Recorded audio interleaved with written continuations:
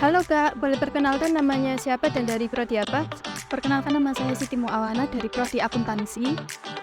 Saya Nur Hidayah dari prodi akuntansi. Namanya Pak Ilham. Tahu nggak sih apa yang dimaksud dengan transaksi valuta asing? Transaksi valuta asing ini adalah proses pembelian atau penjualan mata uang asing yang dilakukan oleh setiap individu atau perusahaan. Transaksi jual beli apa? Mata uang asing ya. Kapan sih Kak transaksi itu dilakukan? Tahu sih Kak, tapi kurang paham nggak? Setahu saya transaksi valuta asing itu dilakukan pada saat melakukan ekspor dan juga impor. Ketika melakukan ekspor dan impor. Makasih ya Kak, sama-sama. Makasih Kak. Sama-sama. Baik, terima kasih. Selamat pagi Bapak. Sebelumnya boleh perkenalan dengan Bapak siapa? Saya Muhammad Ali Wahab dari Indonesia. Ada yang mau tanyakan? Izin bertanya Bapak, apa dampak transaksi valuta asing bagi perusahaan? Dampaknya itu sebenarnya ada 3. Yang pertama itu kalau dilihat dari jurnal penelitian itu berdampak pada tingkat profitabilitas sebuah perusahaan tersebut. Terus ada arus kas bersihnya dan nilai tingkat perusahaan pada sebuah perusahaan tersebut. Halo, selamat pagi Bu Ima, boleh minta waktunya sebentar? Pagi, boleh silakan. Ya, boleh perkenalkan dulu sebelumnya Bu. Ya, saya Siti Soima, saya dosen di Fakultas Ekonomi Universitas Islam Darul Ulum. Bu? Iya Bu. Izin bertanya Ibu, apa dampak transaksi valuta asing terhadap sebuah perusahaan?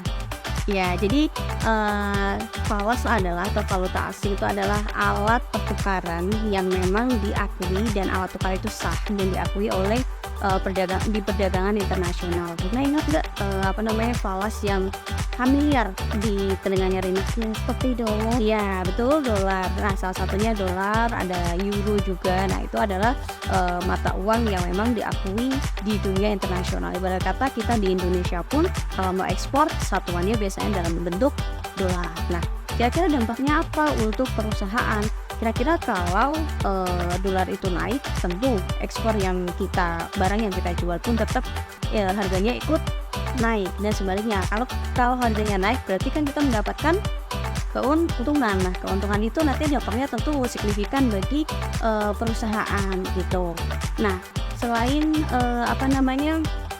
selain hal-hal tersebut, kalau memang kita sudah memiliki kemampuan penjualan sampai tingkat internasional, tentu itu memberikan dampak yang baik bagi perusahaan. Kadang kita dari situ kita bisa melihat bahwa mata uang kita dan harganya tidak hanya dalam bentuk rupiah, tapi dalam bentuk dolar, dan itu bisa menjadi nilai plus lagi bagi perusahaan gitu.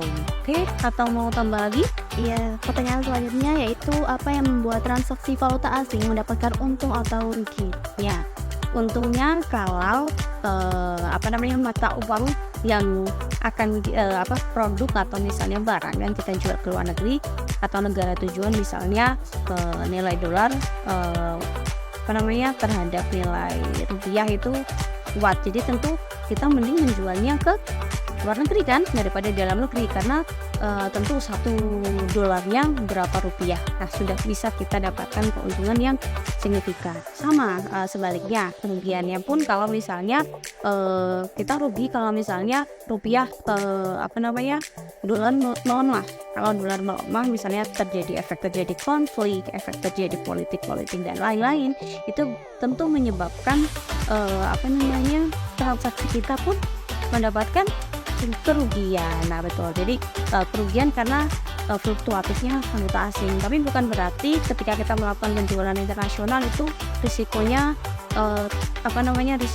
berarti risikonya kalau kita menggunakan falas lebih banyak ruginya. Enggak. Jadi sebenarnya kenapa orang lebih bersukaria untuk ekspor? Karena dolar zamannya Rina lahir sekitar berapa rupiah? Ayo. Nah, ingat mungkin hanya belasan ribu ya. Sekarang ya belasan ribu sih, cuma 15.000 kan cukup besar ya. Jadi kita bisa contoh satu aja, dolar aja itu nilainya bahkan nggak setiap hari ya, setiap berapa ini sudah naik ya. Jadi mata uang asing apalagi dolar, euro itu termasuk hard currency namanya. Hard currency itu ya nilai mata uang yang kuat dalam perdagangan internasional.